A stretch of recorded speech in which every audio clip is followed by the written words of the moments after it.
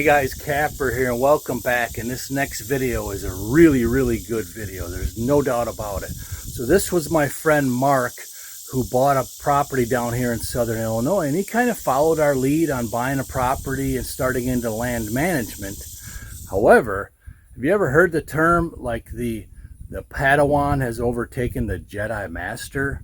Well, yeah, there's no doubt about it that Mark has gone past where I'm at, light years into developing this property, not only as a wildlife haven, but also to improve the value of his land investment. So I'm going to show you a lot of before and after stuff, because I did help Curtis when Mark first bought this property a couple of years ago.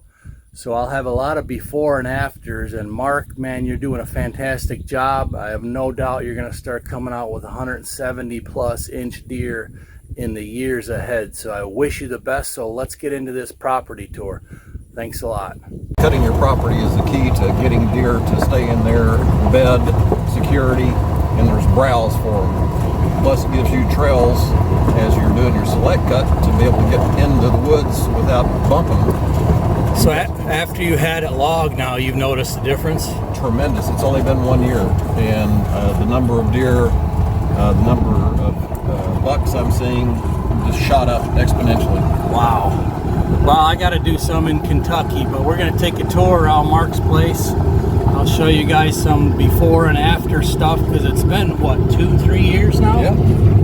Since me and Curtis came and did a little work, like your first year here, I think, or something like that. You'll see those plots again. All right. And this is cash crop, you know, farmers growing your beans. Correct. And I tell him whatever I want to have left out. Okay, that's nice when you got a deal like that. Yep. Yeah, I remember this. I think I bush hogged this. You got a tower stand down there? It's out over at the point now. Okay. So this is alfalfa. Nice. And this is clover. Oh yeah, I remember bush hogging this. It was like a 4-foot high mess in here. Yep. Now see.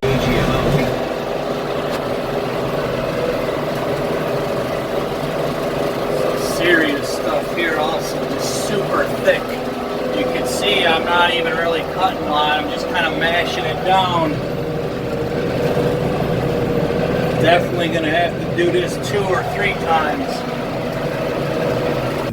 This is still the same. This is 2-year-old miscanthus, and these are my apple and pear trees, persimmons, and chestnuts. Wow, smorgasbord. And the stand is right over your shoulder right up here. Okay. Oh yeah, I see it. Yep, right there. Yeah, this one I remember. I could still remember mowing, and you had a tower down there. I did. I moved that tower. But you see, it's going to be a long, narrow plot, and at the end up there, there's a shoot house. Nice setup. Okay. And this alfalfa is only 1 year old now. Oh, that's beautiful. I planted all that. And this is a select cut area. There were no trails down in here. It was hardly used by the deer, but now it's really coming on strong. Yeah, I'm definitely got to do that in Kentucky. I got to get in gear on that. I've got a guy that, I don't know if he can do it in Kentucky as far as... Do you trust the guy in there? I totally trust. That's the hardest part, finding someone you can trust. Right. I'd certainly talk to him if you want to send me his info. Absolutely. But see all that, see how nice and thick that's starting to become, and the browse right there. And this was winter wheat right here that I planted, and it is the hairless or awnless winter wheat, and the deer have come in there and taken the tops right off of it. They won't do that to the awned or the hairy wheat. I mean, they just come through there. It's a good carbohydrate for them in the spring. So great bedding now, great browse, good trail system. So they made you a new trail system. Absolutely. And this gave me the ability to go through here and create a new food plot, which I'll show you here right against the river. And the river's right there. And so then I came through here and just opened up a small little food plot to give them what they want. And this is what, like a clover plot here? This is an annual clover, and what they do there, frigid forage annual clover, and it's called plowdown clover. And what happens is now in the fall, I've got to spray this to get the weeds out, but in the fall I'll come back and till it under for green manure, and I won't have to even fertilize, and I'll put oats down here. The fall plot. Yep. Nice.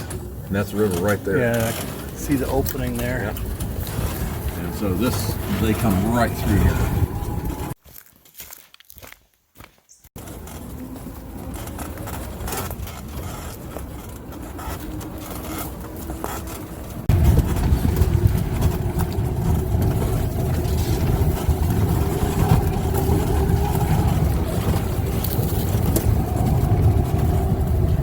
See, I like to have all my trails. Oh, I know where we are.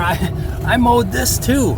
Yep. I mowed this part when I was here with Curtis. Look at the clover and the chicory. Oh, that's beautiful. That's a honey hole right there. Isn't that something? There, now we can see a little better. It's a very deep wood spot here. I believe this is going to be a brand new plot.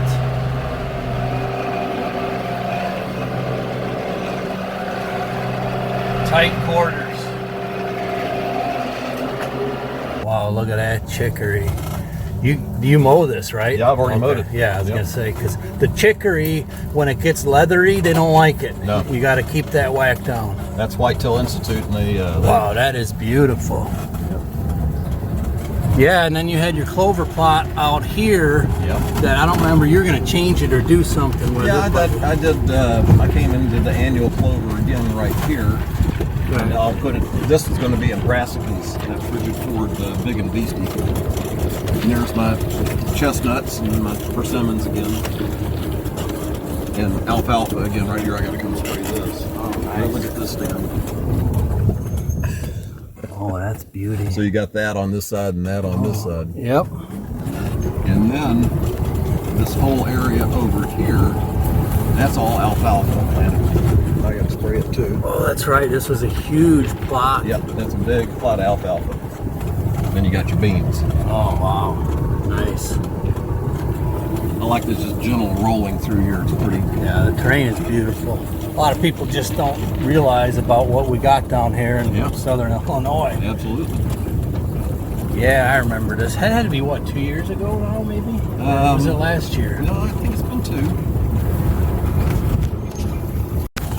Oh, man. Mine don't look nearly like this, that's for sure. Wow, what a beauty.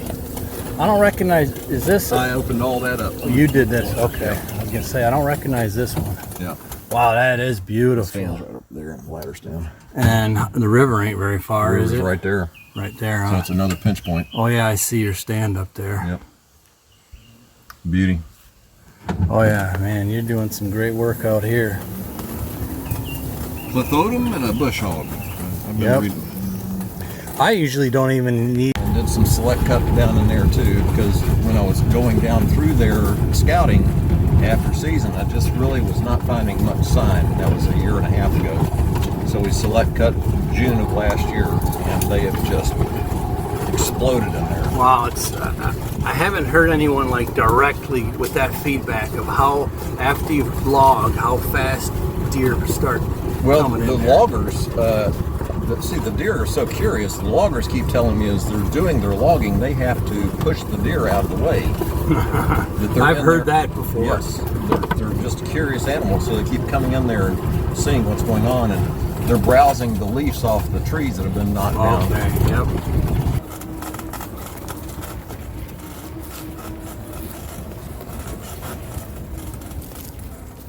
So, you know, deer's diet is 60% woody browse, period. Doesn't matter what you give them. Yeah, a lot of people don't realize deer eat over 400 species of plant. Yeah. And all this natural browse here. Yeah, you can give them alfalfa, soybeans, corn, whatever, but still, they're 60% of their diet is woody browse. Period. Right, and I've done some reading lately on this exact topic, to where, you know, you're putting browse in their bedding. Yep. Whereas opposed to going to a soybean field or something where they have to travel, they like having secure bedding, but while there's daytime browse. So this is the new road down to the boot. I don't know if you've been down here before. Well, we'll find out, I think. A little over 200 pounds. And you could tell he'd been fighting. And the first thing that came to my mind, I'd videoed him, I don't know how many times, but the first thing that came to my mind, he's keeping other good bucks off the property. Oh yeah, a bully buck. Yep. Yeah. See, look at all this annual clover again. Yeah. No, I don't recognize this plot. Yeah, this is the boot loop. And the reason I like this so much is the river is right here, and the river is right here. Oh, so you're pinching down where the river has a bend. Totally. Okay. And then it goes back probably another 200 to 300 yards back in here.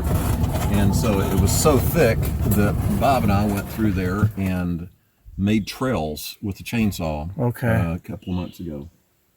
And so this is alfalfa here, and that'll be oats in the fall. Well, we're gonna go get some ticks here, but I want to see the river here. So this is where we were just at, the boot. So this, oh, that's pretty. So the river winds in a big U all the way around, completely surrounding this boot plot. Man, that water is just beautiful. Look at this, there's a deer trail right there.